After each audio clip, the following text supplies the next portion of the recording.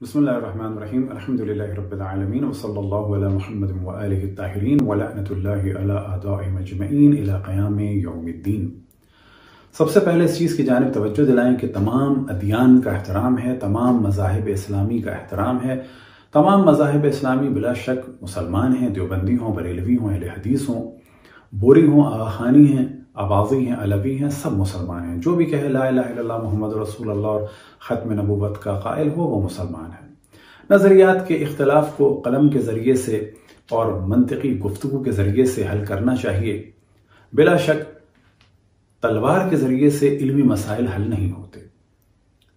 और एक मौजू जो हमेशा मैं डिस्कस करता हूँ और जब दीगर अदियान के लोग मिलते हैं तो उन्हें भी कहता हूँ कि अदियान की शिद्दत का अगला मरहला होता है बेदीनी।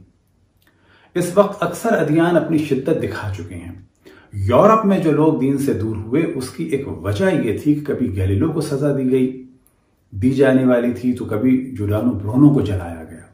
ये चीजें सबब बनी कि एक वक्त आया कि लोग सनत के आशिक हो गए, नई टेक्नोलॉजी के आशिक हो गए और दीन के मुखालिफ हो गए। वजह दीन नहीं थी, दीन की शिद्दत थी।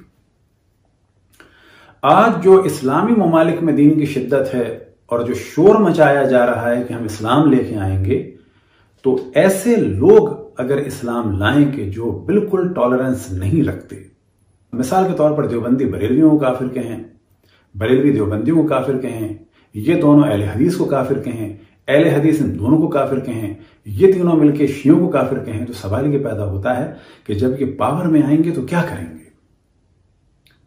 और फिर जब सब काफिर हैं तो इस्लाम किसके लिए? लेकिन याद रखें कि इतना बुरा हाल है दीनदारों का कि अगर ये लोग पावर में आ गए तो जिस मुल्क में ये पावर में आएंगे, इनके जाने के फौरन बाद, अव्वल तो ये ज्यादा सरवाइव नहीं कर पाएंगे, इनके जाने के फौरन बाद इल्हाद आएगा, लोग इथियस हो जाएंगे, दीन के दुश्मन हो जाएंगे। अभी भी आलम इस्लाम में और दीगर जगह कुछ सोशल रिलेशंस और माशरती मुश्किलात हैं जिनकी वजह से लोग जबान बंद किए हुए हैं। बाज मर्द ये कहते हैं कि हमारा ये नजरिया है, फकत हम यूं नहीं कहते कि बीवियां हराम हो जाएंगी या बेटियों की शादियों का क्या होगा। डरें उस वक्त से ये शिद्दत पसंद मुल्ला कि जब लोगों के दिलों से ये माशरती खौफ निकल जाए तो उस वक्त एक बड़ी तादाद इल्हादी गुफ्तगू करने लगेगी। और ये सब नतीजा है इन शिद्दत पसंद उलमा की शिद्दत का कि खुसूसन आलम इस्लाम में हम देखते हैं, कभी आलम अहले सुन्नत में कुरान के हादिस और कदीम होने पर जंगें हुई, और फिर हम देखते हैं कि अशरफुल अंबिया के तो फौरन बाद ही उनकी आल को कत्ल कर दिया गया। और आज भी हमेशा हर चीज का जो सलूशन नजर आता है, कभी शियों को कत्ल किया जा रहा है, तो कभी एक बैंक मैनेजर को कत्ल कर दिया तौहीन दीन के नाम पे, कभी एक जवान को कत्ल कर दिया मशल खान को। ये कत्ले आम उस वक्त होता है जब लोगों के पास कोई मंतिकी जवाब नहीं होता। इस वक्त आपके सामने एक क्लिप है जनाब मौलाना जाहिदुर राशिदी साहब का। इस क्लिप को आप मुलाहिजा फरमाएं। चनाचे एक तारीखी अलमिया है कि औरंगज़ेब की वफ़ात के बाद औरंगज़ेब की जगह जो उसका बड़ा बेटा बैठा है बहादुर शाह अव्वल, बैठते ही शिया हो गया था। और शिया भी एलानिया शिया हुआ था। खुतबे में हज़रात खुलफ़ाए सलासा के नाम लेने पर पाबंदी लगा दी थी।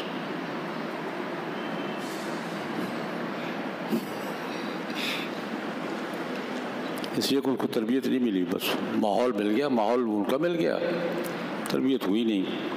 बड़ा बेटा वो था, बादशाही निज़ाम के मुताबिक बादशाह के तख्त पर किसने बैठना था, उसने बैठना था, बैठ गया। और इतना मुतासब शिया था वो कि बैठते ही उसने शिया होने का ऐलान कर दिया। अब्बे की ज़िंदगी में नहीं किया, तख्त पे बैठते ही शिया होने का ऐलान कर दिया। जबर किया कि खुतबा ईद में, खुतबा जुमा में खुलफ़ाए सलासा का नाम लेने पे पाबंदी लगा दी। बहुत से उलमा गिरफ्तार हुए कि खुतबे में अबू बकर का नाम क्यों लिया है। ये औरंगज़ेब की जानशीन की बात कर रहा हूँ, मैं तफसीलात में नहीं जाता। تفصیلات اگر پڑھنی ہونا میں 2 کتابوں کا حوالہ دوں گا۔ حضرت مولانا سید ابوالحسن ندوی رحمۃ اللہ علیہ کا نام سنا ہوا ہے؟ ان کی کتاب ہے تاریخ دعوت و عزیمت، اس کا پورا باب ہے اس پر۔ اور ایک ہمارے پرانے بیوروکریٹ افسر گزرے شیخ محمد اکرام، بڑی اچھی کتابیں لکھی، آب کوثر، رود کوثر، موج کوثر، تاریخ پر ہیں، ایک پوری جلد اس پر ہے ان کی، کیا ہوا تھا لاہور میں۔ پھر سنی اکٹھے ہو گئے تھے، میں کہا لاہور میں پھر سپاہ ساپا بنی تھی لاہور میں پھر سپاہ ساپا بنی تھی 17 دن لاہور بند رہا ہے، سارے لوگ سڑکوں پر آ گئے تھے، نہیں برداشت۔ اب آپ کو سمجھ میں آ رہی ہے بات کی؟ لاہور قلعے کا محاصرہ کر لیا تھا لوگوں نے، یہ برداشت نہیں کریں گے ہم، اس کو آرڈر واپس لینا پڑا تھا۔ یہ آج کی لڑائی نہیں، یہ صدیوں سے چلی آ رہی ہے۔ اس زمانے میں بھی لاہور سارا باہر نکل آیا تھا، یہ شاہی قلعے کا محاصرہ کر لیا تھا، بہت سے علماء شہید بھی ہوئے ہیں، اور پھر بالآخر اس کو یہ آرڈر واپس لینا پڑا تھا، لوگوں کے احتجاج کے سامنے مجبور ہو کر آرڈر واپس لیا تھا۔ لیکن یہ واقعہ بتا رہا ہوں کہ اورنگزیب کے بعد یہ صاحب کا دور یہ ہے۔ اس کلپ میں مولانا نے اورنگزیب کے مرنے کے بعد بہادر شاہ اول کے بارے میں گفتگو کی کہ وہ شیعہ ہو گئے تھے، اور پھر ایک چیز ڈسکس کی کہ انہوں نے پاور میں آنے کے بعد 3 خلفاء کے ذکر کو ممنوع کر دیا تھا اور جمعہ اور عیدین کے خطبے سے نکال دیا تھا، اور اس کی جگہ علی ولی اللہ کو شامل کر دیا تھا۔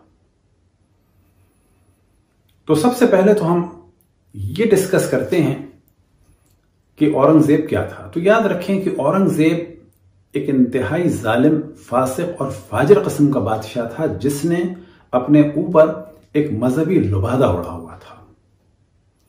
بچوں میں یہ چھوٹا تھا، اس نے پاور میں آنے کے لیے اپنے بھائیوں کو قتل کیا اور باپ کو قید کیا، ایسا قید کیا کہ بعض جگہ کہا جاتا ہے کہ باپ سے یہ تک کہہ دیا تھا کہ ایک کھانا بتانا وہی ساری زندگی دیا جائے گا۔ باپ اگر اپنی بیوی یعنی اس کی ماں کی قبر کو دیکھنا چاہتا تھا تو وہ بھی دیکھنے کی اجازت نہیں تھی۔ ملاؤں نے اس کو سپورٹ کیا کہ ہم تمہیں ولی اللہ بنائیں گے بشرطے تم ہمیں سپورٹ کرو، تم باپ کو مارو تو بھی ولی اللہ ہو، بھائیوں کو مارو تو بھی ولی اللہ ہو، بہنوں کو قید کر دو تو بھی ولی اللہ ہو۔ اور یہاں پر اردو کی آخری کتاب میں ابن انشا نے خوب کہا کہ اورنگزیب نے نہ اپنا کوئی بھائی چھوڑا اور نہ کوئی نماز چھوڑی۔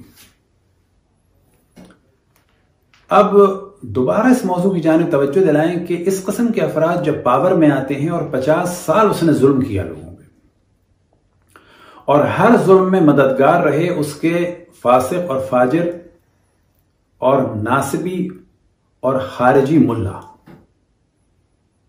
اب آج کل کی مثال دیں، سعودی نظام بنا ہے خاندان شیخ اور خاندان سعود کے اتحاد سے، یہ دونوں ایک دوسرے کو سپورٹ کرتے ہیں۔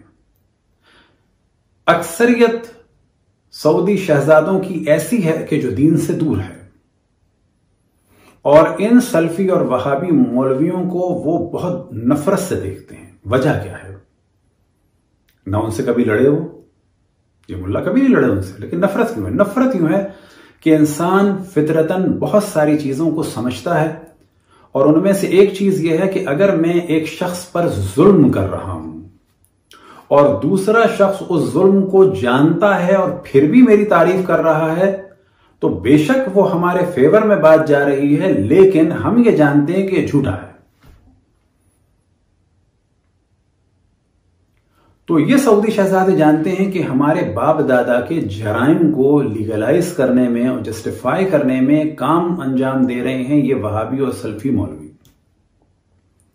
مثال کے طور پر خالد کہ جو سعودی عرب کے بادشاہوں میں سے بادشاہ تھا، اپنے زمانے کا مشہور گیملر تھا، لیکن کسی مولوی نے نہیں روکا، باقی شہزادوں کو بادشاہوں کو بھی فسق و فجور سے نہیں روکا، تو نہیں روکا تو بھی یہ جانتے ہیں کہ یہ کون لوگ ہیں۔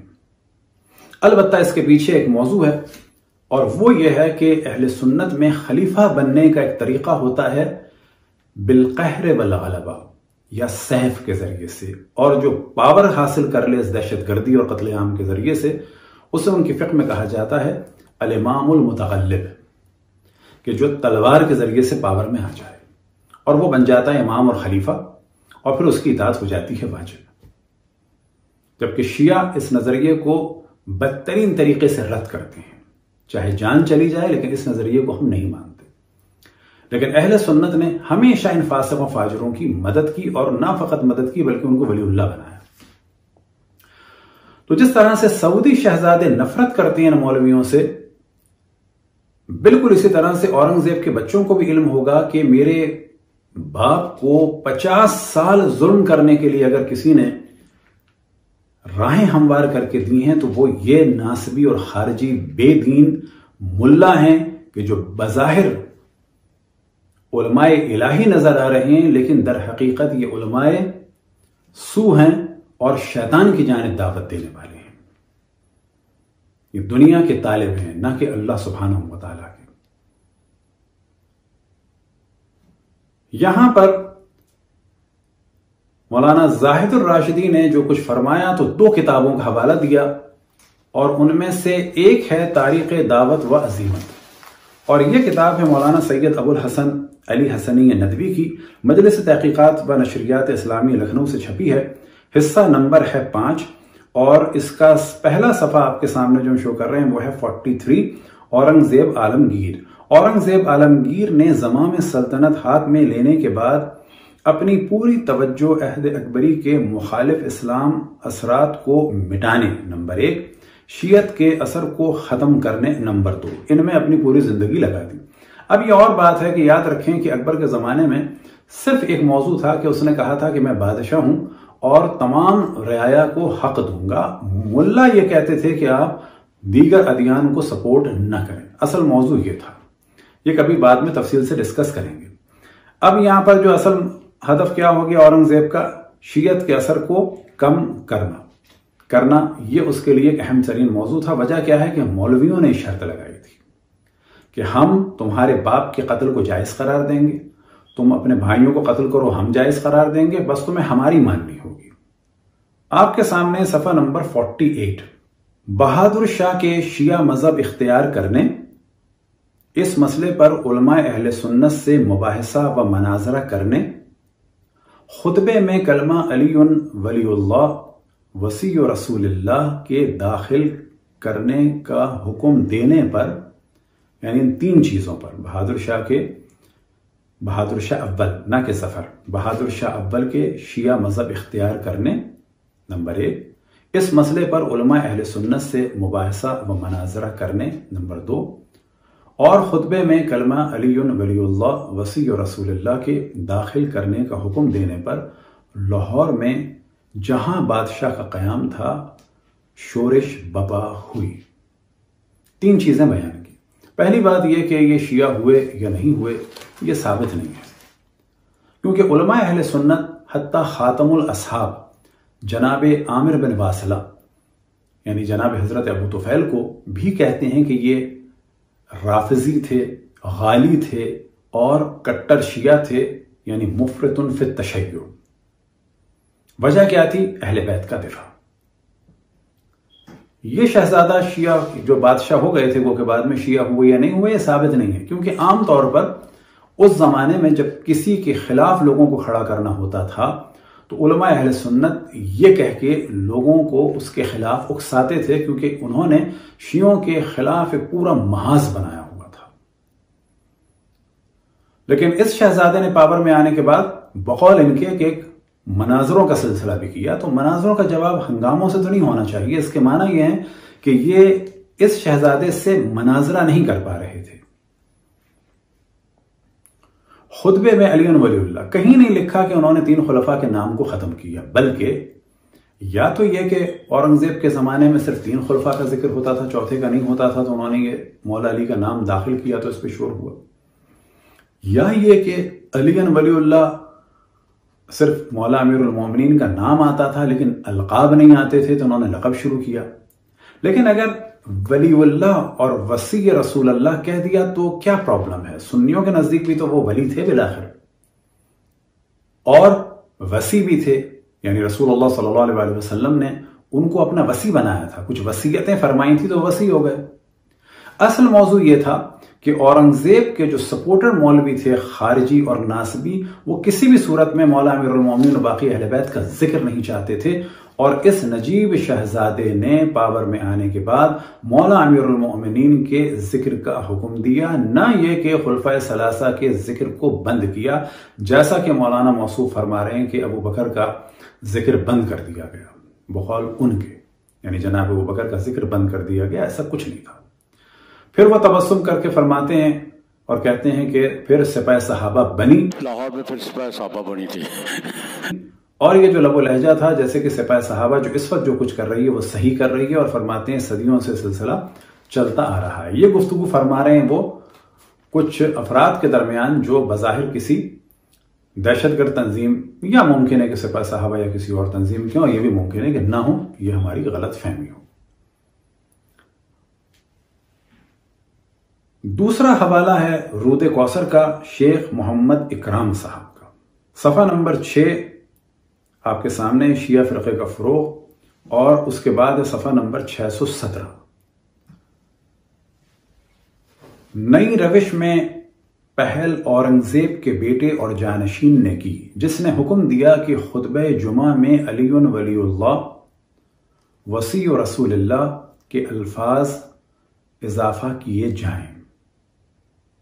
نہ یہ کہ 3 خلفاء کا نام نہ ہو، بہت واضح انہوں نے بیان کیا کہ مولا علی کے ذکر میں کا اضافہ فرمایا. اور اس ذکر میں پرابلم کیا تھا؟ بالآخر چوتھے خلیفہ کا ذکر اگر 2 القاب کے ساتھ ہو گیا تو پرابلم کیا تھا اس میں؟